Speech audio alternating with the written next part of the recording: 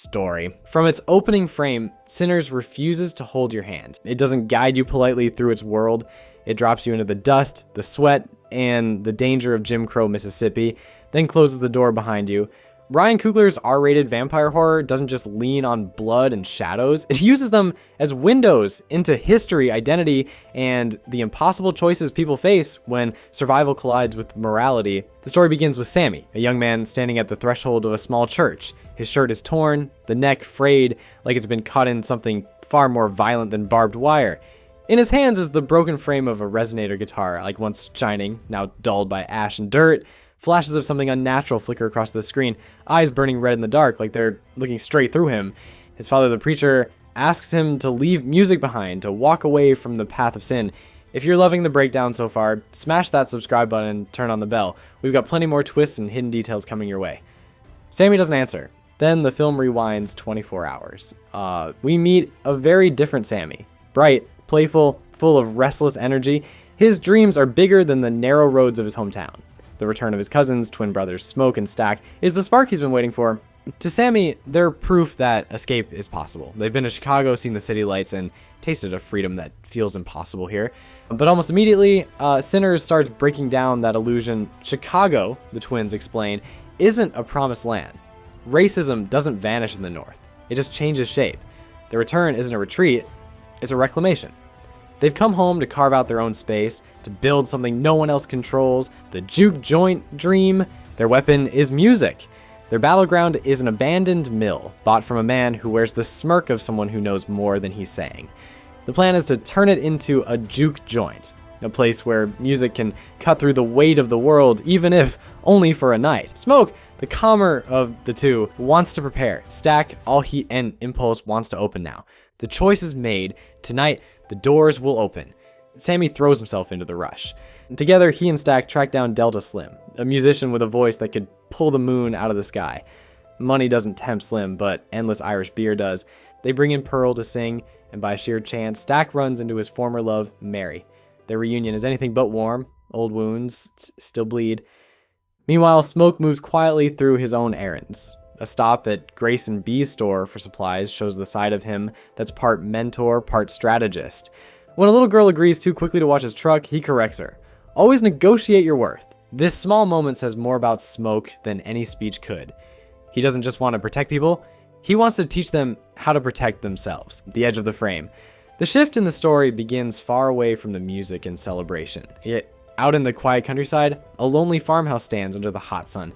A man stumbles toward it, his skin burning as if the daylight itself is tearing him apart. He calls out, desperate, asking to be let inside. He says he's being hunted by a group of Native Americans. Inside, an older couple watches him from behind the door. They wear white robes, not ordinary clothes, but the kind that mark them as part of the Ku Klux Klan. At first, they hesitate. Finally, they let him in. The man's name is Rennick, and he is not what he claims to be. Within moments, his weakness turns to strength. He moves with unnatural speed. The farmhouse becomes his territory, his nest. The Native Americans outside do not attack right away. They step back, their weapons ready, keeping their distance. They know the fight is not over. They know this thing will return when it chooses. This scene is quick, but it changes everything. Now we understand. Something dangerous is walking among these characters. We just don't know when it will step out of the shadows again. Horror. When the juke joint finally opens its doors, the feeling is pure joy. Music bursts out, filling the night. People are laughing, drinking, dancing. It feels safe, warm, and alive. Then, Rennick walks in. He smiles like he's an old friend, even offers a song, but behind that smile is the real danger. From that moment, the story shifts into a trap. Everyone inside is stuck together. Nobody knows who can be trusted. Anyone could be the next victim. Rennick follows the old rules. He burns in sunlight, hates garlic, and can't come inside unless someone invites him. But there's something far worse about him. When he turns someone, he doesn't just take their life. He takes their memories and thoughts. He knows everything they knew. It's like losing them twice. Once to death, and again to a creature that wears their face and speaks in their voice. That is why the barn standoff is so intense. Every person standing there could be a friend, or could already belong to Rennick. Every glance, every smile could hide a memory that was once private. No one knows who they are really looking at, and that makes every second feel like it could be the last. The power of music. but the heart of Sinners is still music. From the start, the film weaves it as something more than entertainment.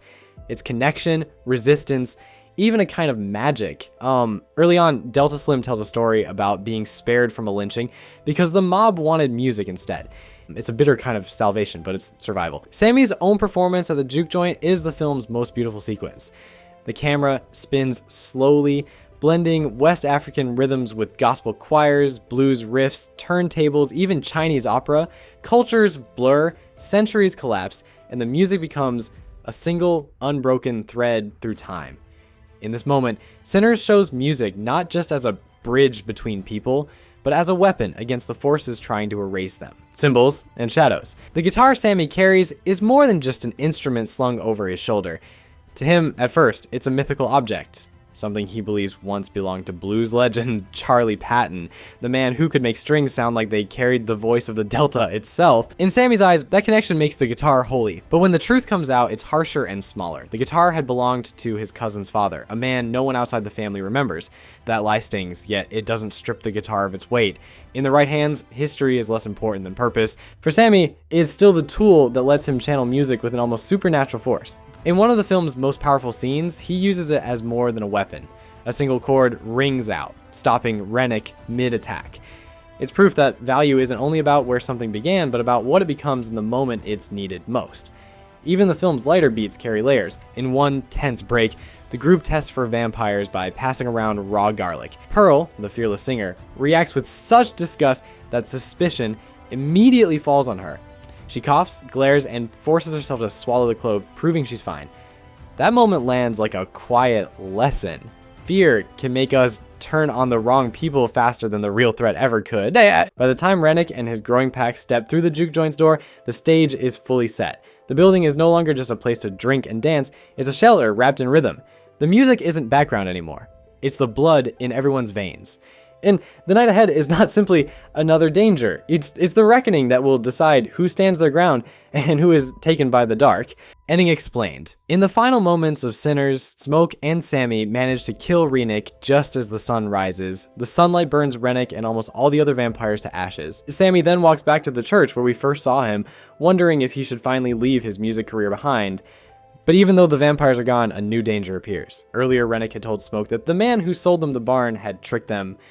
It was a setup, and a group of Klansmen planned to return in the morning to kill everyone there. Sure enough, as the sun comes up, a pack of armed Klansmen arrive. Smoke decides he has one last chance to fight evil. He kills all the Klansmen, but is badly wounded. As he lies dying, he sees himself between two worlds, the living and the afterlife, where Annie is waiting with their child. Annie had been bitten earlier, and she made Smoke promise to kill her before she turned into a vampire so her spirit could be free. He kept that promise, and now, in death, he is reunited with her and their baby in peace. Like, in a mid-credit scene, we learn what happened to Sammy. He didn't listen to his father's advice to give up music. Instead, he built a new guitar and made music his life's work. 60 years later, Sammy, now played by real blues legend Buddy Guy, is seen performing for a huge crowd. After the show, his bouncer says some people want to see him. Sammy allows them in and realizes it's Stack and Mary, who look exactly the same as they did 60 years ago. They had run away before sunrise on that night at the barn. Stack tells Sammy that Smoke only let him live because Stack promised to leave Sammy alone, and he kept that promise.